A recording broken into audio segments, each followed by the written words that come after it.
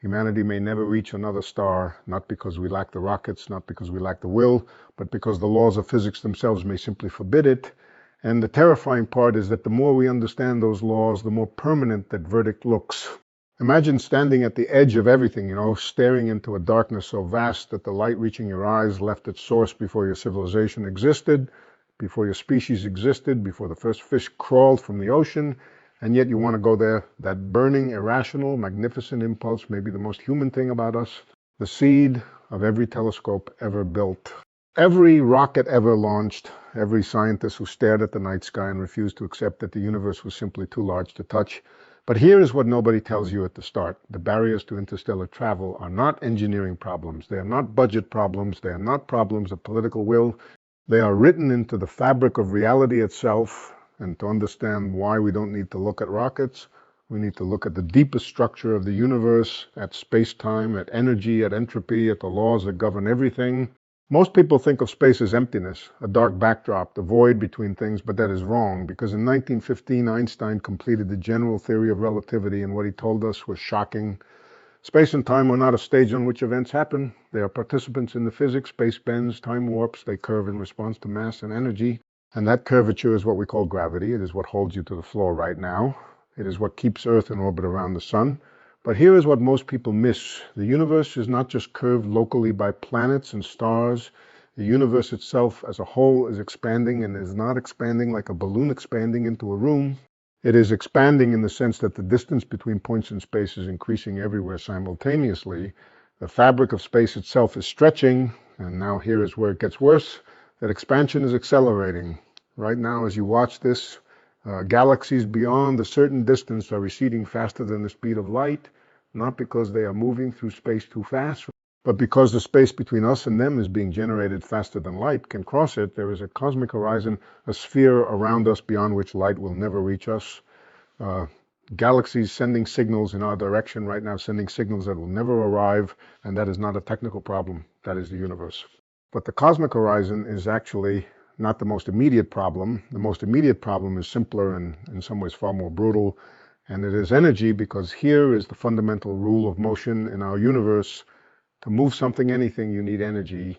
And as you approach the speed of light, the energy required does not grow steadily. It grows toward infinity, and this is not a metaphor. This is what the mathematics of special relativity actually says.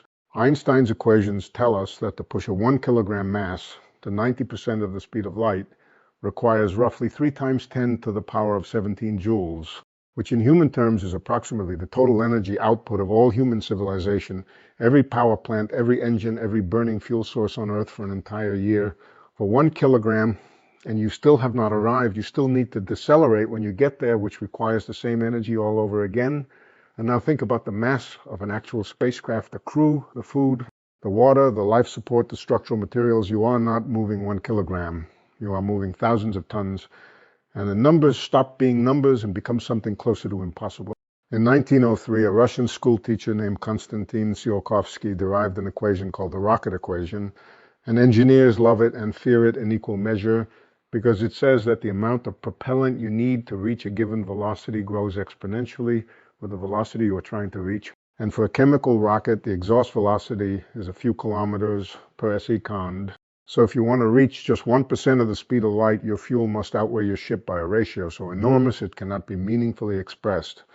And people say, fine, use nuclear propulsion, use fusion, use antimatter, and antimatter is the ceiling, the most energy-dense substance physically possible. It converts mass directly into energy with 100% efficiency following E equals mc squared perfectly. And even an antimatter rocket, even the theoretical maximum, makes the numbers barely plausible. And currently we produce antimatter at a cost of approximately $62 trillion per GRAM, and this is where the engineering fantasy meets the physics reality. But even if you somehow solve the energy problem, there is another wall waiting on the other side, because space is not empty. The interstellar medium, the material between stars, contains gas, dust, and charged particles, roughly 1 atom per cubic centimeter on average, which sounds harmless, and at ordinary speeds it is. But at a significant fraction of the speed of light, every one of those atoms hits your spacecraft with the energy of a bullet. The proton flux at relativistic speeds creates a radiation storm. so intense it would destroy any unshielded hull long before it reached another star. And the shielding you need to survive, that adds mass. The added mass increases your energy requirement. The increased energy requirement pushes harder against the rocket equation. Each solution creates a new problem. Each wall you break reveals another wall behind it, and this is the shape of the trap. Now here is where physics gives us a moment of strange hope, because Einstein showed us that time is not absolute. Time flows at different rates depending on your velocity. The faster you move, the slower your personal time flows relative to a stationary observer. And this is not philosophy, it is experimentally verified physics. We measure it with atomic clocks on airplanes. GPS satellites compensate for it in software every single day, and the numbers are striking. At 99% of the speed of light, time dilation reaches a factor of roughly 7, meaning for every 7 years that pass on Earth, only 1 year passes on the ship. And at 99.99% of the speed of light, the Lorentz factor approaches 70, and a crew could theoretically cross the galaxy in a human lifetime while thousands of years pass at home. And this is the foundation of every relativistic travel story you have ever seen, and it is real. But that cuts through the center of the fantasy. To reach those Lorentz factors, the energy required does not just grow large. By 99.99% of the speed of light, the kinetic energy of a 100-ton spacecraft exceeds the total energy output of the sun over thousands of years. Not the Earth's energy output, the sun's, so time dilation is real, and the energy cost of using it is catastrophic. So what about shortcuts? What about bending space itself? What about wormholes? This is where physics becomes genuinely strange and genuinely humbling, because Einstein's field equations, 10 coupled equations that describe the geometry of spacetime, when solved in certain ways, produce a fascinating solution called an Einstein-Rosen bridge, a tunnel through spacetime, a shortcut connecting two distant regions of space where you step in here and emerge there. And wormholes are real mathematical solutions to real physics equations that appear in serious scientific literature. But here is the problem. Every wormhole solution that permits faster than light travel requires exotic matter, matter with negative energy density, matter that repels gravity rather than attracting it, matter that has never been observed and whose existence is not guaranteed by any known physical theory. And the Casimir effect gives us a tiny glimpse of negative energy density, a measurable quantum mechanical force between closely spaced conducting plates. But the amount of negative energy it produces is so vanishingly small compared to what a traversable wormhole requires that the comparison is like a single photon next to a supernova. And then there is chronology protection, which is Stephen Hawking's argument that even if you built a wormhole, the moment you tried to send anything through it faster than light, quantum field effects would generate a feedback loop of radiation so intense it would destroy the wormhole before anything passed through, meaning the universe may protect itself from its own shortcuts. And our current understanding of quantum field theory supports this, and no one has successfully refuted it. Now let us return to the cosmic horizon, because this may be the most permanent wall of all. In 1998, astronomers confirmed something nobody expected, that the expansion of the universe is not slowing down but speeding up, driven by what we call dark energy, or the cosmological constant, the vacuum of space itself carrying energy that pushes everything apart. And as this acceleration continues, the cosmic horizon around us does not expand but shrinks. The portion of the universe we can ever interact with grows smaller over cosmic time, not larger. And in the far future, on timescales of trillions of years, even nearby galaxy clusters will recede beyond the horizon, and only our immediate gravitational neighborhood will remain reachable, and this is not a technological barrier. There is no engine that overcomes an accelerating space-time. There is no material that outpaces the expansion of the vacuum itself. This wall is the universe's own architecture. Now here is where the physics connects to the oldest question in astronomy. If interstellar travel is this hard for us, why would it be any easier for anyone else? Because in 1950, physicist Enrico Fermi sat at lunch with colleagues at Los Alamos and asked a simple question: where is everybody? And given the hundreds of billions of stars in the galaxy, given the billions of planets around those stars, given the billions of years available for evolution, intelligent life arising elsewhere seems statistically almost certain. So where is the evidence? Where are the signals, the probes, the electromagnetic signatures of technological civilization? And the silence is complete, and many explanations have been proposed. But one explanation grounded directly in the physics we have been discussing is this: interstellar travel is so fundamentally difficult that no civilization does it at scale. Not because they lack the intelligence or the will, but because the same physics that applies to us applies to everyone. The universe is not a connected network of interacting civilizations, but an archipelago of isolated islands, each one developing alone, staring at the sky with the same longing governed by the same unforgiving laws. And that silence may not be a mystery, it may be an answer.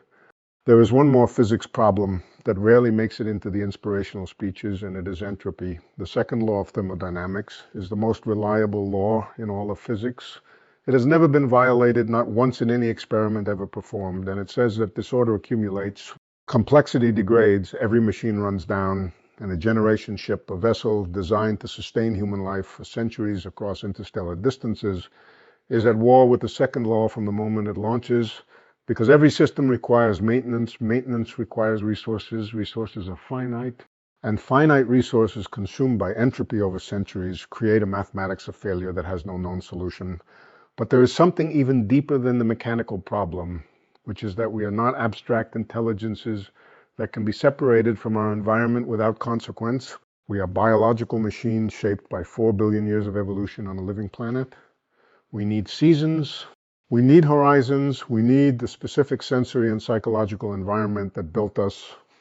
And the ship, however sophisticated, is not a living planet. The human nervous system has no patch, no software update, no engineering fix. We cannot simply decide to be different creatures. So we have traced every wall, energy, the rocket equation, the interstellar medium, time dilation's energy cost, exotic matter, the cosmic horizon, entropy biology. And here is where I want to say something that might surprise you. None of this is a reason for despair, because the same constants that make interstellar travel nearly impossible, the speed of light, the gravitational constant, Planck's constant, are the same constants that made chemistry possible, that made biology possible, that made you possible, and the universe arranged itself over 13.8 billion years to produce beings capable of writing down the equations that describe the stars they cannot reach. And the longing to travel to the stars is real, and the physics that prevents it is real. And both exist simultaneously, and that tension, that gap between what we are and what we want may be the most defining fact about what it means to be human, because we look at distances we cannot cross. We write equations that describe what we cannot touch. We build telescopes aimed at places we will never go. And in doing so, we are present in the cosmos in the only way the cosmos permits us to be, not as travelers, but as witnesses.